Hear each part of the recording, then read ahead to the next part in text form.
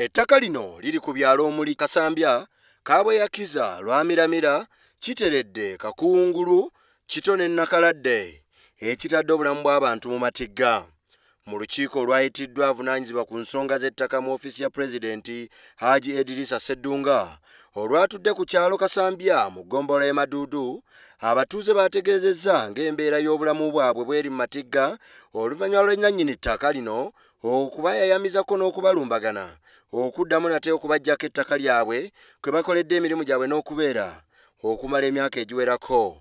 Bo kye bagamba nti kino kyandiviirako okutondawo ko n'okutondoka enjala, so ng'ettaka lino kwe wadde bamaze ekiseera nga baluddeko n'okulimira emmere yaabwe. Omuntu ekyapa kye we kikoma liizi ng'emaze kola ki kaseera liizi eggwako awo ekikoma ekyo eno omukulukaiza aleka batakifolowinga bulungi ekyo tekyakola nti eka 2 baakikomyawo era tekikola ki tekikolanga. Hajji Idrisa Sseddunga asabye abatuuze okubeera abakakkamu n'okumanya bannannyini ttaka lino era n'abasaba obutajjayo biso majambiya na bise eby'enjawulo okukola obulumbaganyiko n'okulwanagana naye, n'abategeeza nti okugonjoola ensonga n'enkayana zino y'engeri yokka ey'okuyitamu okuzza emirembe mu kitundu kino. Abantu bonna bagobaganya so sikansambya naye Uganda yonna gabateekewo etteeka nti gavumenti egulira abantu amataka bali bagobaganya kina nitegeeza kati ng'ekiri ekibaale babagulira amataka sigambe kansambya yokka naye wonna nayogedde nga kiri jenero basebo ne baliyabo kyenategeezezza okusinga okubonaabona olw'embeera nti ebadde land fund gyeri gwese omukulugazi togimanyi gyeri mu miso y'ettaka naye olw'okozesa nti zinnalabika gavumenti eyagala egulira abantu bayettaka musigale nga tebaliyagira ki abagobaganya. Hajji Sseddunga era yasabye nannyini ttaka lino obutagoba bantu naye babawe omukisa okwegula wamu n'okubaliirira ng'amateeka bwe gagamba.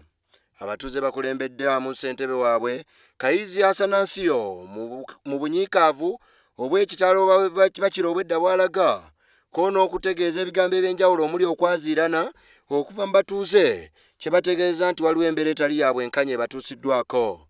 Bagambye nti mu kiseera kino bo tebalina we beegeka luba era ne bategeeza nti tebalina we balaga okuggyako omukulembeze w'eggwanga okuvaayo okubadduukirira n'okubayamba. Bannyonnyodde nti amasomero n'amalwaliro gonna agali ku ttaka lino goolekedde okusengulwa akadde konna, ekintu ekibatadde ku bunkenke mu nsonga y'ebyobuyonjo obujjanjabi n'ebyenjigiriza. Ssentebe w'eggombolola y'e Maduudu Patrick Sendijja asinzidde wano n'ategeeza nga bw'akooye entalo ezitaggwa era n'ategeeza nti entalo ez'ettaka mu ggombolola y'eno ze zizingamiza enkulaakulana ekiviiriddeko n'abantu abangi okufiirwa obulamu bwabwe. Bo bannannyini ttaka lino abeegattira mu kampuni yaabwe ey'akatabala nga Framers bategeeza nga bwe batagoba muntu yenna ku ttaka wabula baagala kwewula mpenda zaabwe bamanye ettaka lyabwe we liyita, olwo kino kibayamba okumanya bwe balina okutambulira n'okukola emirimu gyabwe. Bagumiza abatuuze nti kyonna kikiri kisoboka era ne bategeeza nti bajja kukikolako okulaba nga byonna bibeera mu mbeera ko n'okugenda maaso n'enteeseganya.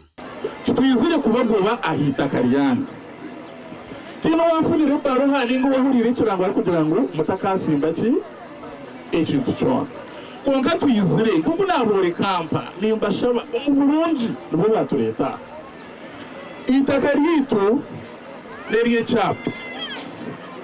Itaka ly'ekyapa tebakuliiwo ayenda okugambira itaka eri ndiina niryeri nimanya ayirikuraba burahamu hoona na measurement sina sente mutaano. Mubende y'emu ku disitulikiti ezisinga okubaamu entalo z'ettaka era ng'abatuuze mu bitundu eby'enjawulo batataaganyizibwa buli olukya.